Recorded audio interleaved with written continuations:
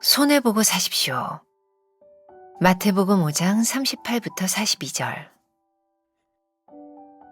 또 눈은 눈으로 이는 이로 갚으라 하였다는 것을 너희가 들었으나 나는 너희에게 이르노니 악한 자를 대적하지 말라. 누구든지 내 오른편 뺨을 치거든 왼편도 돌려대며 또 너를 고발하여 속옷을 가지고자 하는 자에게 겉옷까지도 가지게 하며 또 누구든지 너로 억지로 오리를 가게 하거든 그 사람과 심리를 동행하고 내게 구하는 자에게 주며 내게 꾸고자 하는 자에게 거절하지 말라.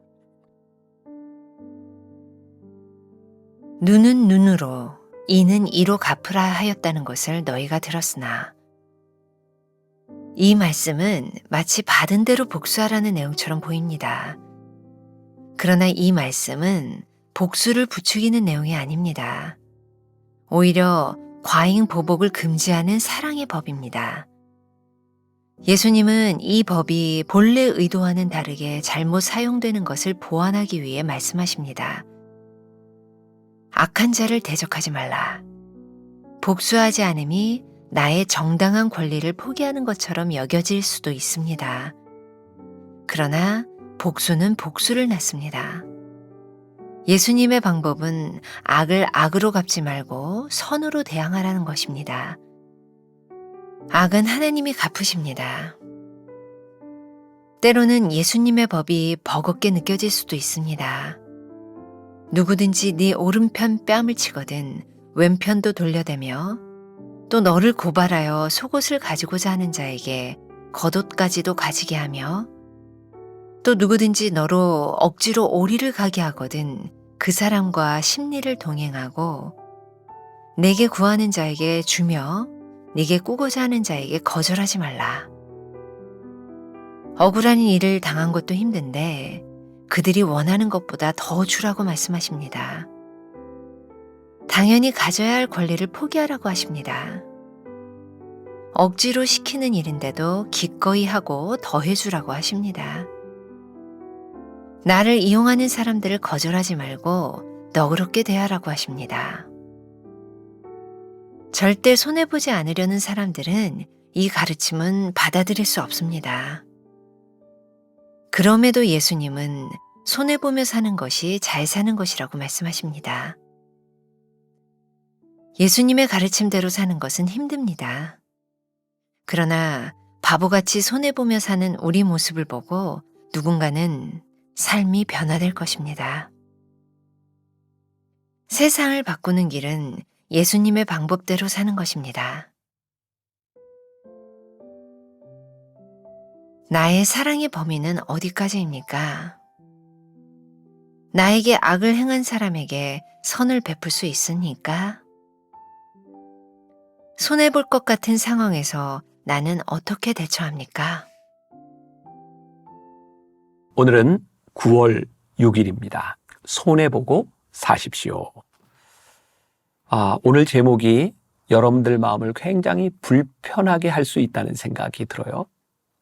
우리는 교회 가면 왜 늘 이런 이야기를 듣고 살아야 됩니까? 손해보고 살라고? 바보처럼 살라고? 세상은 좀 스마트하게 살라고 하는데, 근데 예수님께서는 우리들에게 분명히 예수님을 따르는 자의 성품에 대하여 말씀하시면서 너희가 하나님을 제대로 믿는다면 손해보고 살아, 이렇게 말씀하세요.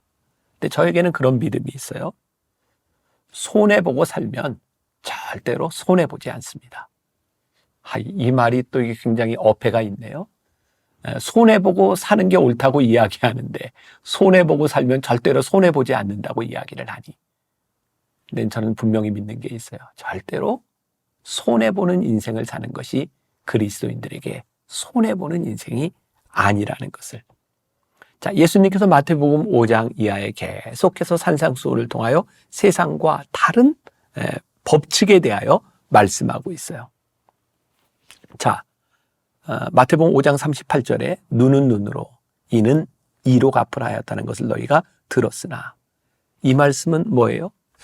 마치 받은 대로 복수 하라는 거죠. 근데 이 말씀은 본래 당시 근동지방에 또 고대 함무라비 법전에서부터 내려오는 그런 규칙인데, 이게 뭐냐면 당시에는 사람들이 원수를 갚으면 너무 지나치게 원수를 갚을 수 있기 때문에 눈은 눈으로 이는 이로 그렇게 너희들이 받은 것만큼만 갚아라.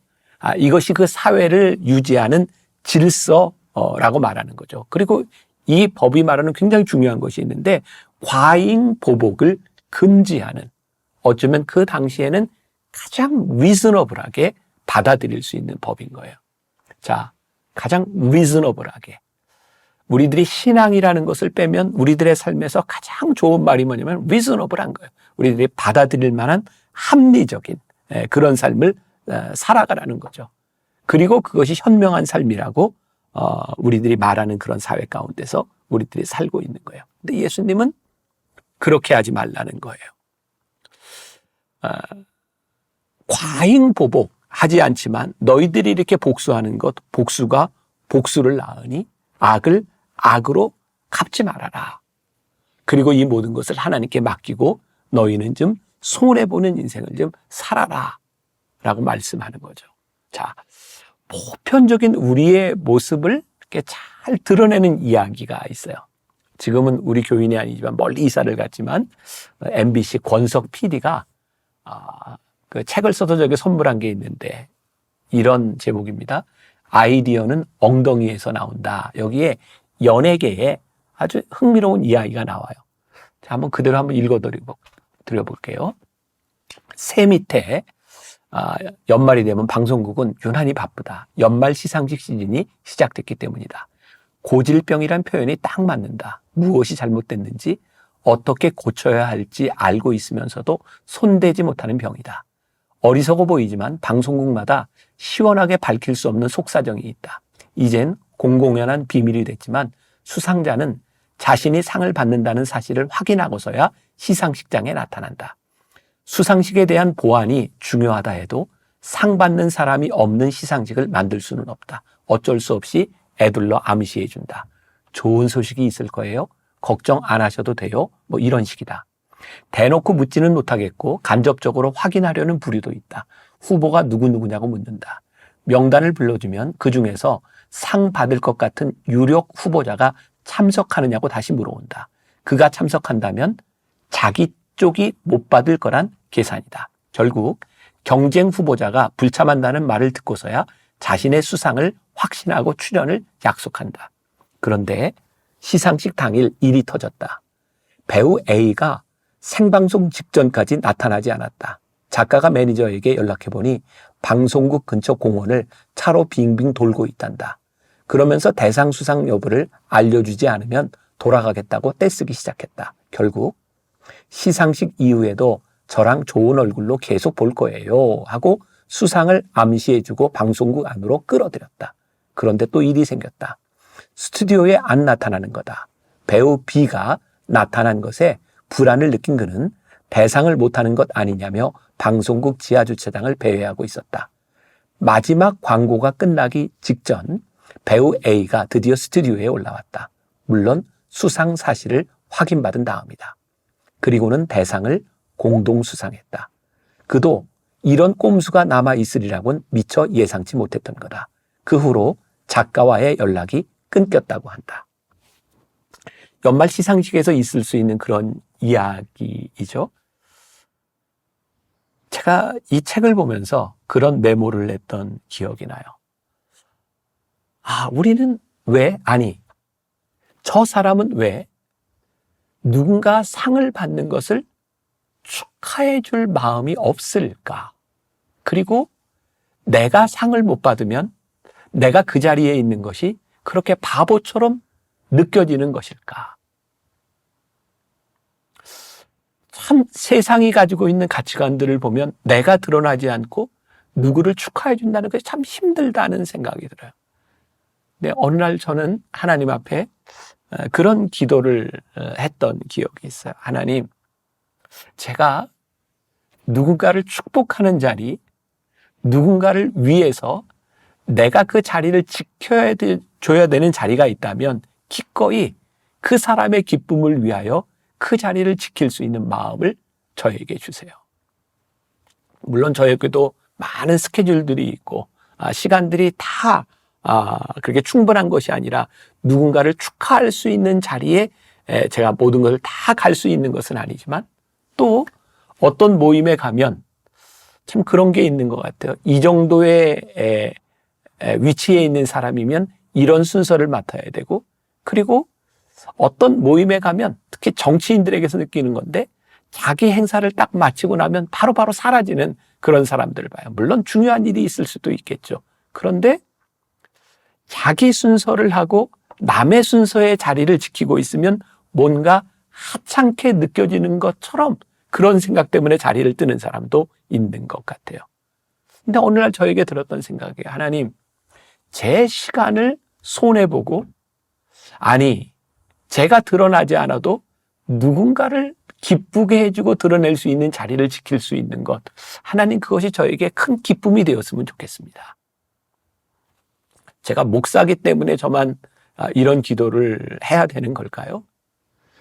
어떻게 보면 참 바보 같을 수 있어요. 누군가 축하받고 누군가를 위해주는 그 자리에 나는 아무것도 아닌 그림처럼 있어야 되는 그 자리, 바보같이 느껴질 수 있지만 그 자리를 축하하고 축복할 수 있다면 우리의 인격이 참 복된 인격과 성품의 사람은 아니겠는가. 사람들은 우리를 향해 참 바보 같다고 이야기할지 모르지만 하나님은 우리를 향해서 그래, 너 참 귀하다, 그렇게 말씀할 수 있지 않을까요? 우리가 예수를 믿고 손해보는 인생을 살아간다고 하는 것, 그게 진짜 복된 일이다. 그 절대 손해가 아니다. 왜? 하나님께 인정받을 수 있는 삶을 살아가는 거니까. 오늘 여러분들에게 그런 도전을 드리고 싶어요. 여러분들이 누군가를 위해 지켜줄 수 있는 그 자리, 여러분들이 하찮게 여겨지는 그 자리로 인하여 누군가를 복되게 할 수 있는 그 자리에 있다면 여러분 절대로 손해보는 자리가 아닙니다. 이런 마음으로 우리들이 살아갈 수 있는 훈련, 성품의 훈련들이 우리들에게 일어나면 얼마나 좋을까요? 예수님의 법을 따라 살아가는 것이 하나님의 숨결 중간에 보면 버겁게 느껴질 수도 있습니다 라고 되어 있어요. 거기에 참 오늘 본문에 어려운 말씀이 등장하고 있죠. 누구든지 내 오른편 뺨을 치거든 왼편도 돌려대며 또 너를 고발하여 속옷을 가져고자 하는 자에게 겉옷까지 가지게 하며 또 누구든지 너로 억지로 오리를 가게 하거든 그 사람과 심리를 동행하며 내게 구하는 자에게 주며 내게 꾸고자 하는 자에게 거절하지 말아라.